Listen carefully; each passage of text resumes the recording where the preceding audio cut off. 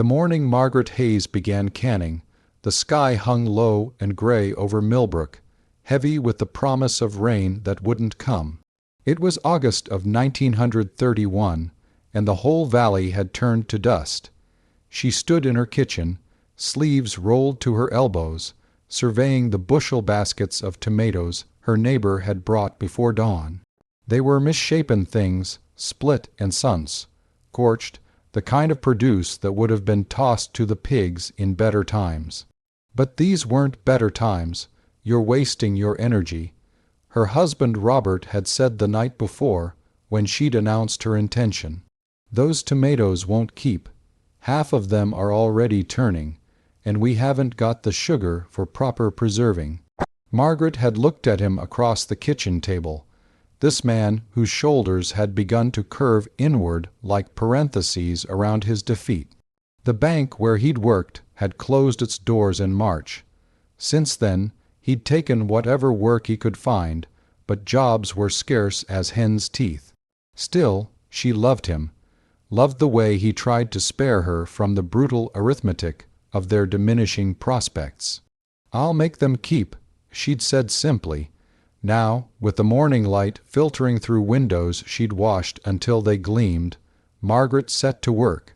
She had 30 jars to start with, rescued from her mother's basement after the old woman had passed. Throughout the day, she begged and borrowed more. By evening, she had 50. By the end of the week, she had 200, gathered from every attic and cellar in town, from women who thought she'd lost her mind but handed over their dusty ball jars anyway, perhaps because they admired her stubbornness, or perhaps because they had nothing left to lose either. The tomatoes came first. Then the Kowalskis brought her their green beans, tough and stringy but edible. The Hendersons had corn they couldn't sell, not even for pennies.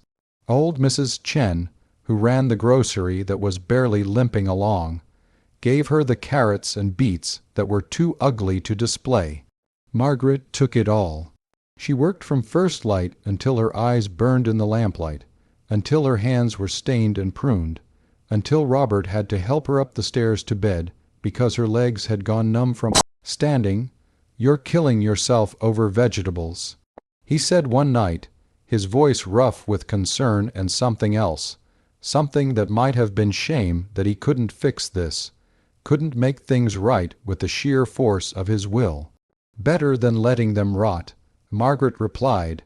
"Better than watching good food go to waste while people go hungry." Because people were going hungry. The factory that had been Millbrook's heartbeat had closed the previous winter. The mines up in the hills had stopped operating. The few farms that remained were drying up, quite literally, the crops withering in fields as the drought stretched on.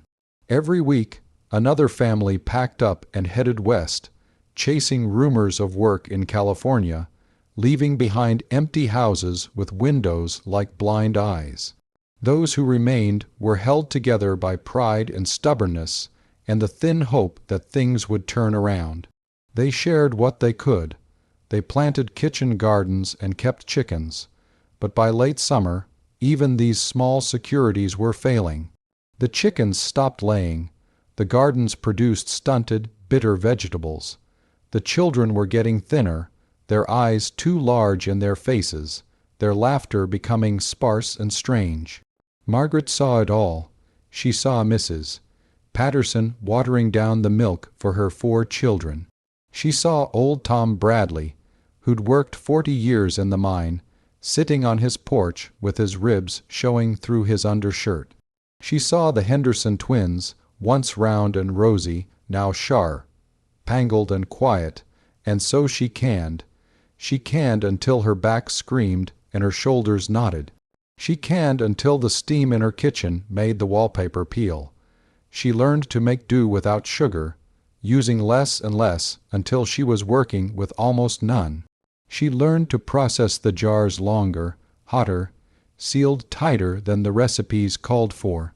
She learned tricks from her mother's generation and improvised new ones, driven by necessity and a fierce determination that surprised even her.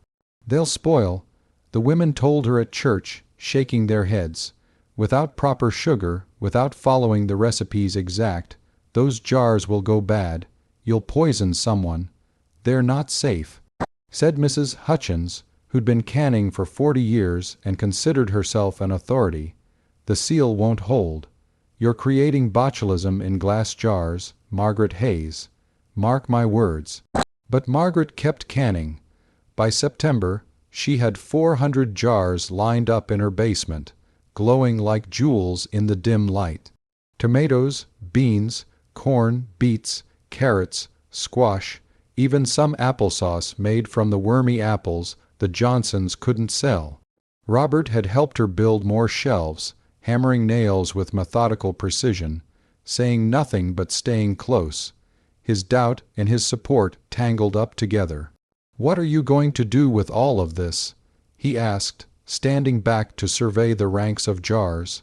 "I don't know yet," Margaret admitted, "but it seems important to do it anyway." October brought the first real cold. The town's relief office, run by a harried man named Simmons, who'd taken the job when no one else would, announced that there would be no assistance until spring. The federal programs everyone had been counting on were mired in bureaucracy and politics. Millbrook was on its own. That's when Margaret saw Jenny Pierce in the grocery store, standing in front of the canned goods, her hand hovering over a tin of beans that cost 15 cents.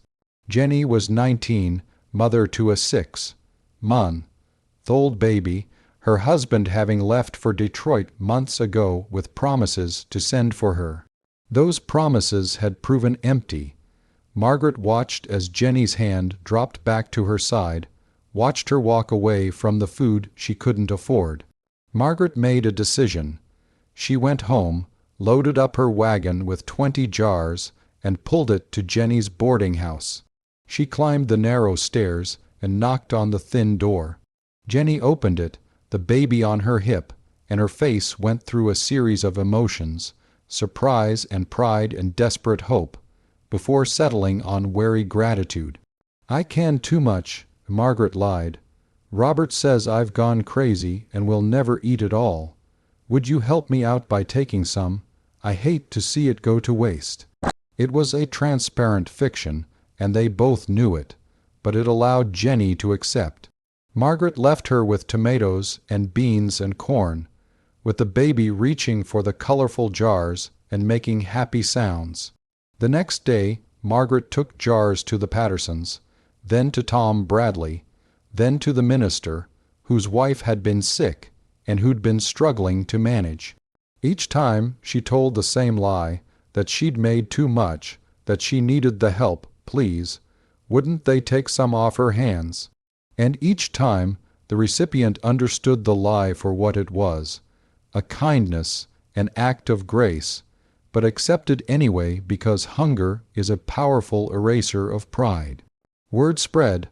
By the end of October, Margaret's basement was half empty, and she was canning again, using whatever people brought her. The community began organizing. Someone would hear about a farmer dumping produce because he couldn't sell it, and they'd send word to Margaret. She'd go out, sometimes with Robert, sometimes with a group of volunteers, and they'd gather what they could. They paid when they had money, pennies per bushel, enough to let the farmer feel he'd made a sale rather than accepted charity. More jars appeared on Margaret's porch. People remembered their grandmother's canning equipment, their own abandoned attempts at preserving.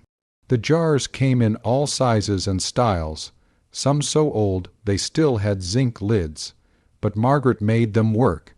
She taught other women her techniques, the shortcuts and innovations born of scarcity.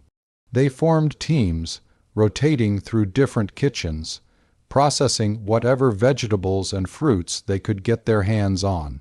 By the time winter came in earnest, Margaret had canned 800 jars. 800 vessels of food pulled from the edge of rot and ruin, preserved through will and work and the kind of stubborn hope that refuses to admit defeat. The jars sat in her basement and in her neighbors' basements, in root cellars and on pantry shelves throughout Millbrook. They sat there like a promise, like a dare to winter to do its worst. December was brutal. The cold came down hard and stayed, the kind of cold that found every gap in every wall, that turned breath to frost and made bones ache. The town's few remaining businesses were barely surviving. The grocery closed 2 days a week to save on heating costs. The school consolidated classes because there was only enough coal to heat 3 rooms instead of 6. And people were hungry. Not just tight, belted and careful anymore, but truly hungry, the kind of hunger that makes children cry at night and makes men stare at nothing and makes mothers work miracles with flour and water just to put something, anything, in their families' stomachs. Margaret watched it all with a heart that felt too large for her chest. She gave away more jars, carefully, quietly, maintaining the fiction that she'd simply canned too much, that people were doing her a favor by taking the food. But even 800 jars couldn't feed everyone, couldn't stretch far enough to meet all the need. Then came the second week of January, when the bank examiner arrived from the state capitol. He was a thin man in a thick coat, carrying a briefcase and an air of official importance. He'd come to assess Millbrook's situation, to determine what, if any, aid might be allocated. He took meetings at the town hall, interviewed Simmons at the relief office, toured the closed factory and the shuttered bank. On his third day, Robert came home with news. They're holding a community gathering tonight, he said, stamping snow from his boots. The examiner wants to see the whole town, wants to understand the scope of the crisis. Simmons is worried. He thinks if we look too desperate, they'll write us off as a lost cause. But if we don't look desperate enough, they'll say we don't need help. Margaret set down the jar she'd been filling with the last of the winter's squash someone had brought her. We should just tell the truth. The truth is we're starving, Robert said, and there was a crack in his voice, a fissure through which all his fear and frustration poured. The truth is we're failing, Margaret. This whole town is failing, and I can't stop it, and you can't can enough vegetables to save us, and I don't know what we're going to do. She went to him then, this man she'd married 3 years ago, who'd courted her with poetry and promised her stability, who'd given her a good life until the world fell apart. She took his cold hands in her stained ones. We're not failing, she said, we're surviving, there's a difference. That night, the town hall was packed. Every family that could manage the cold and the walk came out. The examiner stood at the front, looking over the crowd with an expression that might have been sympathy or might have been the practiced neutrality of a man who'd seen too many desperate towns.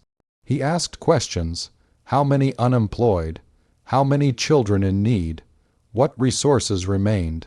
The answers painted a grim picture. Simmons did his best to present the facts without editorializing, but the facts spoke for themselves. Then Mrs. Chen stood up. She was a small woman, barely 5 feet tall, but her voice carried to every corner of the room. I want to say something about resources, she began, because I think we're forgetting something important. She gestured toward Margaret, who was sitting near the back, trying to be invisible. This woman, Mrs. Chen continued, has canned 800 jars of food since August. 800 jars. People told her they would spoil. They told her she was wasting her time, that she'd make people sick, that it couldn't be done without sugar and proper supplies. But she did it anyway, and those jars haven't spoiled. They've fed half this town through the fall and into winter. A murmur ran through the crowd. Margaret felt her face flush hot. I'm not trying to embarrass her, Mrs. Chen said, but I think the examiner needs to understand something about Millbrook. We're not just sitting here waiting to be saved. We're saving ourselves every way we know how. Margaret Hayes is just one example. There's Tom Bradley teaching the young men mining skills in case the mines reopen. There's Pastor Williams running a school in the church basement because we couldn't afford to heat the whole school building. There's the Kowalskis sharing their milk cow with 3 other families. We're not a charity case. We're a community that's taking care of its own with whatever we have. Others started speaking up then. The Hendersons talked about their makeshift kitchen, where 5 families cooked together to save fuel. Jenny Pierce stood up, the baby in her arms, and talked about how the women in her boarding house shared childcare so each could look for work. Robert, surprising Margaret, stood and talked about the skill sharing program he'd started, teaching bookkeeping and accounting to anyone who wanted to learn, preparing them for when jobs returned. The examiner listened to it all, making notes in a small book, his expression unreadable. When the meeting ended, he asked to speak with Margaret. She approached him reluctantly, Robert at her side. "I'd like to see these jars," the examiner said. They walked through the cold night to the Hayes house, the examiner's shoes crunching in the snow. Margaret led him down to the basement, where the remaining jars stood in neat rows. Maybe 200 left of the original 800. The examiner examined them carefully, holding them up to the lamplight, checking the seals, reading the labels Margaret had written in her careful hand. "You did all this without proper supplies?" he asked. "I had jars and I had vegetables going to waste," Margaret said. "Seemed wrong not to try. And none of them have spoiled. No one has gotten sick. Not one," Robert said, a note of pride in his voice. "My wife knows what she's doing." The examiner was quiet for a long moment, still studying the jars. "I've visited 43 towns in this state," he finally said. 43 places falling apart, people giving up, communities fracturing under the pressure. But here, in one of the poorest, most isolated towns I've seen, you're canning vegetables. You're teaching skills. You're sharing resources. You're acting like you believe tomorrow will come." He set down the jar he'd been holding and looked at Margaret. "I can't promise anything. The state's resources are stretched thin, but I'm going to recommend that Millbrook receive priority assistance. Not because you're the most desperate, though God knows you're desperate enough, but because you're showing us what mutual aid looks like. You're showing us that government assistance isn't about creating dependency. It's about supporting communities that are already doing the work of survival." Margaret felt tears prick her eyes, but she blinked them back. "We just did what needed doing. That's my point," the examiner said. "You did what needed doing, and you're still doing it." The promised aid came in February: food shipments and work programs and coal for heating. It wasn't enough to solve everything, but it was enough to take the edge off the desperation, enough to let people breathe a little easier. But Margaret kept canning. Through that spring and into the next summer, she and her growing group of volunteers processed whatever they could get. They refined their techniques, shared their knowledge, created networks of mutual support that extended beyond just food preservation.